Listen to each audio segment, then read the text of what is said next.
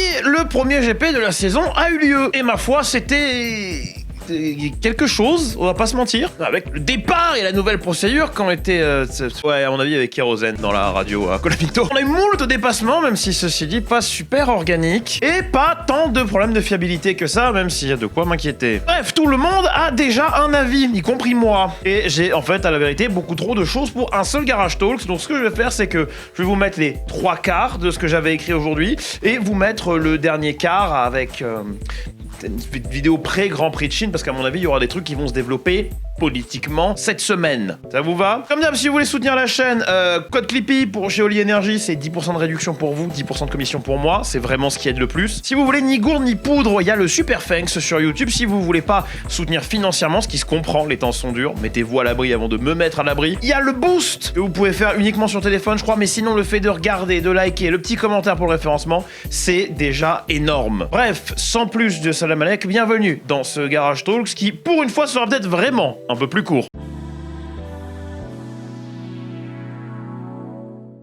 D'autant plus rapide que j'ai pas à vous récap la course. Ah oui, ça c'était le taf de Weekend Review. Bon, tout l'hiver, on se doutait que Mercedes allait avoir le meilleur power unit. Moi, je pensais que ce serait eux et Red Bull, et puis Ferrari pas trop loin derrière, et puis enfin Audi et Aston Martin. Pardon, Honda. J'ai surtout, cet hiver, pas arrêté de vous marteler qu'aucune observation qu'on pouvait faire n'était certaine.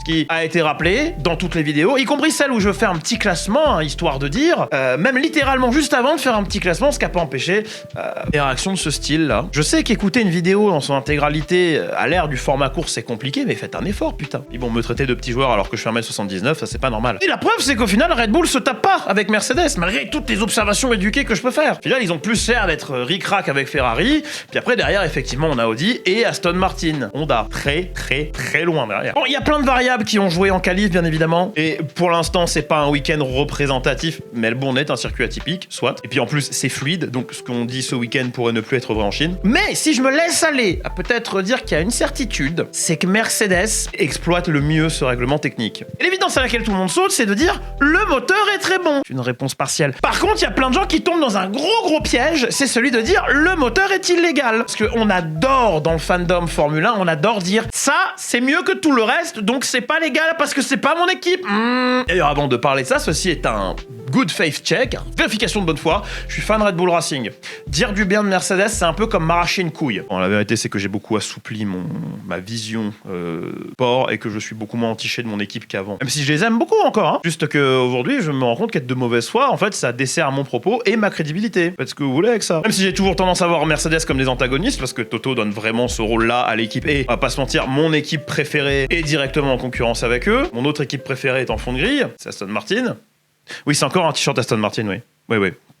Ouais. Mais je vais pas jeter la pierre à tous les gens qui pensent que Mercedes triche, parce que tout l'hiver a été rythmé par un feuilleton sur les ratios de compression. Un feuilleton qui, sur la fin, je trouvais qu'on en faisait des caisses un peu. Surtout chez Mercedes, on n'arrêtait pas de dire que non, notre moteur il est légal, et puis on va aller au tribunal, et puis on va vous casser la gueule, et puis je vais pisser sur tes cheveux. Parce que c'était des réactions quand même un peu virulentes, et je trouve que Toto est un trop bon team principal, au sens politique du paddock du terme, pour être aussi sanguin. J'ai commencé à me dire, est-ce que finalement, c'est pas une manœuvre ça? Truc que j'ai abordé au détour d'une phrase dans la vidéo précédente ou celle d'avant, je sais plus, en disant que peut-être que le moteur Mercedes n'a pas à rougir des nouveaux tests de ratio de compression qui se feront à chaud. Et après, on m'en a parlé en commentaire comme si j'en avais pas parlé. Je sais qu'à l'ère du format course, c'est compliqué, mais putain, c'est une vidéo, quoi. Je pense encore moins que le ratio de compression et donc le moteur thermique, hein, parce que quand on dit moteur, on parle du moteur, on parle pas du power unit, on est d'accord. Mais je pense encore moins que le moteur Mercedes a un net avantage sur les autres, parce que les équipes clientes n'ont pas de net avantage sur les autres. C'est quelque chose que j'ai déjà dit sur Twitter et qui a pas été interprété correctement par pas mal de gens. Du coup, je vais me permettre de le redire parce que j'ai une cagette de pommes ici, j'ai une plateforme. Le moteur, en Formule 1, c'est une pièce du puzzle.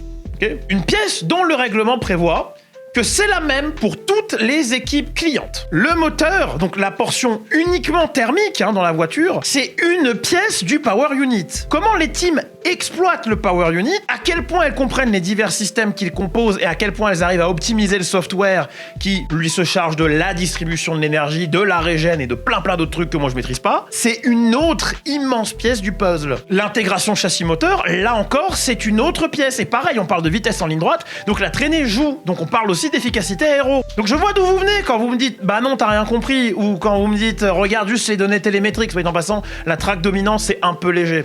F1 tempo. Je recommande toujours F1 tempo. Mais je sais aussi que vous allez pas passer votre temps à vous péter la tête. Attends, où se fait l'avantage? Est-ce que c'est de l'aéro? Est-ce que c'est la batterie?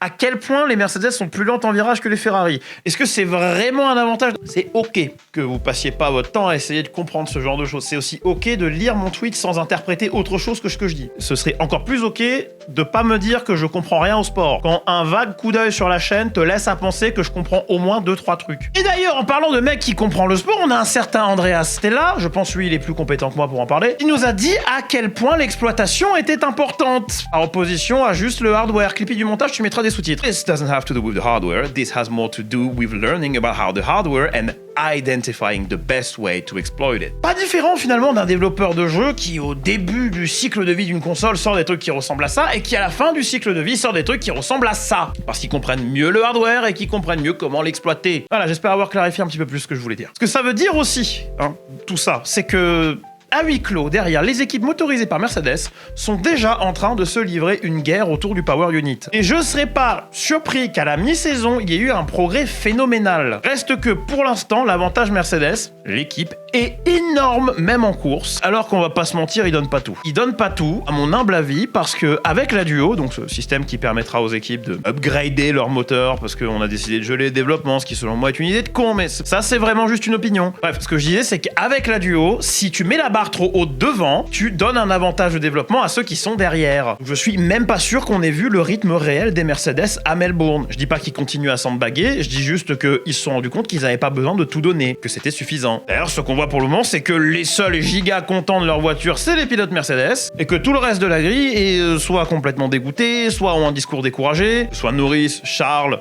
même si lui il reste toujours plus feutré, ou bien sûr Verstappen, Hadjar aussi pas content. La majorité des pilotes sont pas contents du règlement actuel, mais surtout pour la portion moteur et gestion. Ce serait super intéressant avec ce règlement aéro d'avoir des moteurs pas hybrides. Je suis pas forcément un ultra militantiste du V12, V8, V10 ou ce que je veux, parce que la majorité des gens le sont à cause du son. Ils sont, ouais, le bruit n'est pas uniquement régi par la quantité de cylindres. Mais je voudrais juste voir les voitures actuelles, déjà sans le poids de l'hybride, du battery pack et toutes ces conneries, avec un V6 turbo par exemple qui taperait 700 chevaux constants. Je suis sûr qu'on serait sur quelque chose de beaucoup moins compromis, et du coup qu'on n'aurait pas besoin de cette aéroactive parce que le super clipping. Et si on aurait des dépassements moins nombreux avec ce que je viens de proposer, au moins il serait peut-être un peu plus organique. Le début de course était absolument phénoménal. C'était un truc de ouf. Quand t'arrives et que tu te poses pas de questions et que tout ce que tu veux voir c'est des voitures se mettre sur la gueule quand t'es dans le feu de l'action, que t'es à peine réveillé parce qu'il est 5h du sba, il y avait de tout. Il y avait un départ spectaculaire avec un Leclerc sorti de nulle part, un fight énorme entre lui et Russell sur une douzaine de tours, un midfield qui se tabasse, la surprise Arvin Lindblad, Verstappen qui remonte comme un enculé.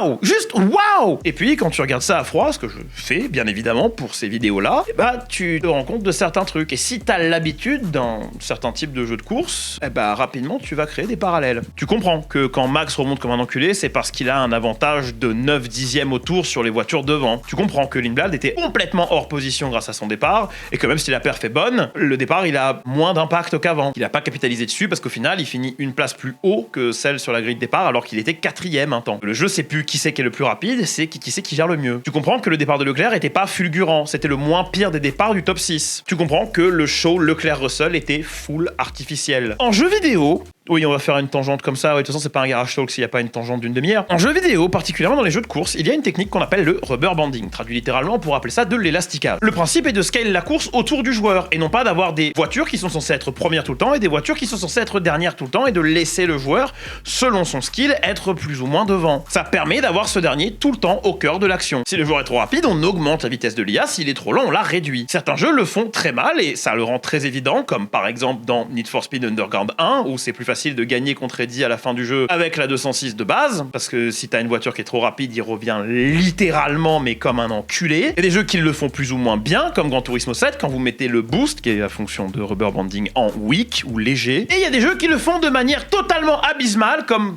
Formula One, dont on parlera pas, parce que, à mon avis, au mois de juin, j'en aurai une belle sur... Ah, le DLC, là? Oui, le DLC qui arrive en même temps que le jeu arrive d'habitude. Qu'est-ce qu'il faut en déduire? Et bref, là, si tu regardes le fight entre Charles et George, tu vois assez vite que ça passe et ça repasse sans lutte, et que ça étonnamment ressemble à du rubber banding. Pourquoi? Parce que le delta de performance est purement lié à la batterie et pas aux prouesses du pilote. Comme une IA à laquelle on donnerait plus de puissance pour doubler le joueur et garder la course intéressante. C'est un parallèle, je sais qu'il y a des gens qui vont prendre ça au pied de la lettre, c'est un parallèle, et je dis pas que la FIA donne plus de puissance à une IA. Et vous savez quoi? C'est normal dans le sport d'avoir des dépassements artificiels, de temps en temps. Il y a plein de dépassements artificiels dans plein de catégories, celle où il y a le push to pass, ou quand on avait le KERS à l'époque. Le DRS était un système de dépassement artificiel. Et quand on y regarde bien, les grosses remontadas depuis derrière quand t'es dans une top team, c'est du dépassement artificiel, parce que c'est uniquement le delta de perf qui joue. Hamilton au Brésil en 2021, quelque part c'est complètement artificiel. Verstappen et la quantité astronomique de remontées d'enculés qu'il a fait sur ces 2 dernières saisons, c'est complètement artificiel de ce point de vue-là. Mais c'est pas un problème ça, pour nous c'est admis qu'une voiture plus rapide soit devant, et si elle est pour une fois hors position, eh ben elle va doubler toutes les voitures plus lentes, c'est ok, c'est logique. Par contre c'est moins admis que la voiture la plus rapide change d'un virage à l'autre. Et autant à une époque les gens se plaignaient du DRS, mais le DRS c'était un facilitateur. Mais là c'est un tout autre level. J'en entends beaucoup me dire, avec raison, il est trop tôt pour juger, ça allait forcément être un shit show parce que c'est le début d'un règlement, Melbourne est atypique, c'est valide, mais je vois pas comment ça spécifiquement, ce problème de batterie, de déploiement, machin, va changer. D'autant que des circuits atypiques et énergivores, il y en a pas mal au calendrier, et que si ce que ça veut dire c'est qu'on doit faire une croix sur du vrai spectacle, sur toutes ces courses-là,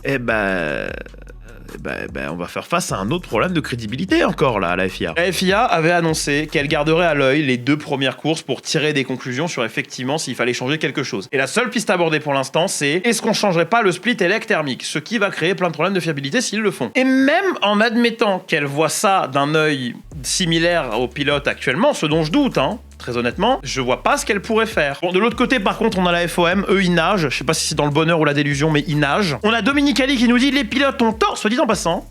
C'est pas parce que les pilotes sont des pilotes qu'ils ont jamais tort, en fait, sur l'état du sport. Je vois ça flotter des fois, c'est complètement con comme take. Mais là, on a Dominicali qui nous dit que les pilotes ont tort et qui devraient pas, et je cite, parler mal de cet incroyable monde qui nous permet de grandir. C'est Yannick Noah ou Stefano Dominicali qui a écrit ça? Je suis pas surpris, quand tu vois que genre ils sont autant contents de la quantité de dépassements qu'ils en font un shitpost. Un shitpost qui, effectivement, confond qualité et quantité, mais a aussi pris une note de la communauté parce que la FOM, dans son infinie sagesse, supprimait énormément de messages qui n'allaient pas dans leur sens. Le silence de la Mastercard ne marche pas sur Twitter. Ouais, c'est sûr, c'est oufissime si tu te concentres sur le nombre. Si tu te concentres sur la qualité, soudainement, c'est plus la même limonade. Comme l'a dit Happy Go Lucky sur Twitter, c'est sûrement beaucoup plus plaisant qu'1h30 de Barcelone entre 2017 et 2021. Et oui, à choisir entre un GP où ça double pas et c'est vraiment juste de la procession, genre Monaco, quoi, 90% du temps, et un GP comme celui-là où ça double beaucoup, même si c'est que poudre aux yeux, oui, je suis d'accord, je préfère regarder ça en tant que purement spectateur, tu vois. Mais à la seconde où tu sais justement que tout n'est que poudre aux yeux, que tout est qu'artifice, le goût est plus vraiment le même. Et est-ce que j'ai vraiment besoin de recourir à ma suspension consentie d'incrédulité, ce mécanisme psychologique qui fait que vous dites pas « Oh, des vaisseaux spatiaux dans Star Wars, mais n'importe quoi, ça n'existe pas ». Est-ce que j'ai vraiment envie d'avoir à recourir à ce mécanisme-là quand je regarde un sport qui est censé être réel? Vous avez 4 heures. Quant au reste, on se retrouve le plus vite pour en parler. C'était Clippida Clip qui clôt un peu hâtivement ce Garage Talk. Je sais, d'habitude, j'ai 3 sections. Mais j'ai des trucs IRL à faire, il se passe plein de choses. C'est vraiment sûrement la dernière fois, enfin pas la dernière, mais dans les quelques mois qui viennent, c'est les dernières fois où vous allez voir ce décor. Donc comme j'ai un déménagement à préparer, il y a plein de trucs à faire. J'aurais vraiment voulu aborder les sorties de Max en qualif et d'Oscar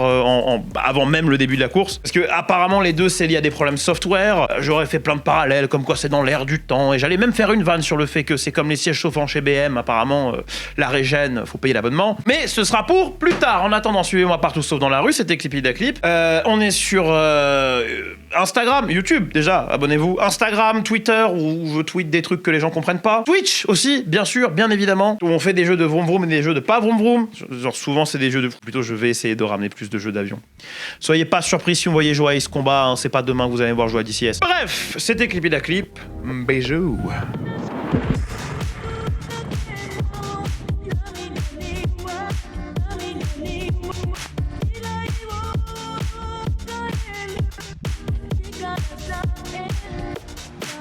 Got